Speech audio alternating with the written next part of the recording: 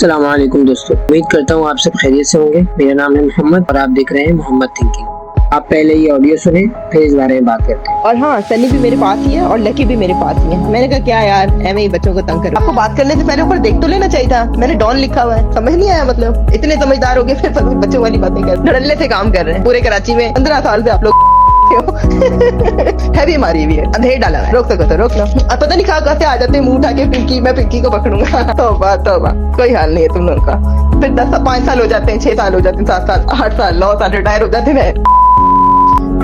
फिर खुद ही फोन करके हंस रहे होते कि यार मैं इतने साल पीछे लगा रहा, पकड़ नहीं पाया। तो मुझे पता है आप दोबारा मर के भी पैदा होकर आ गए ना, आप भी लग जाओ लाइन में। 10 साल बाद, 5 साल बाद जब आपकी कब्र में टांगे होंगी तो एक बार मुझे कॉल करके आप भी बताना और ऐसी दूर दूर से हंसना, वाह यार पिंकी कमाल कर दिया। आप लोगों की अकल ही असल में टांगों के बीच में। तुम लोग इसीलिए वहीं से सोचना, जिस दिन दिमाग से सोचना शुरू करोगे ना, उस दिन पिंकी की तरह एक ब्रांड बन जाओगे। दुनिया आगे पीछे होगी, सलाम ठोके। आपने इस औरत की गुफ्तगू सुनी। दरअसल ये आवाज पिंकी नामी मंशियात फरोश औरत की है। एक इस तकब्बुर और बेफिक्री से बात कर रही है। इसके पीछे कोई बहुत बड़ी ताकत है जो इसको बचा रही है। अब इसके बारे में कुछ मुख्तसर खुलासा सुने। दरअसल ये पिंकी नामी औरत कराची में 13 साल से आइस, कोकेन और देगर नामी नशे तैयार और सप्लाई करती थी। तफ्तीश के दौरान पुलिस को पता चला कि पिंकी छोटे उम्र के 17 से 20 साल के लड़के और लड़कियों को नशे का फराहमी करती थी और मोहतरमा अपनी शनाख्त छुपाने के लिए कई शहर बदलती रही और इसके लिए तेजाब का भी इस्तेमाल किया ताकि अपनी शनाख्त छुपाई जा सके। और कई पुलिस एहलकार व दीगर मुलविस होने के साथ साथ डीएसपी की बेगम भी थी। इसी वजह से इतने लंबे अरसे से कानून के शिकंजे से बचती रही। आखिरकार पुलिस के शिकंजे में आ तो गई, लेकिन पुलिस ने बड़ी शक्कत और नरमी के साथ बगैर हथकड़ी के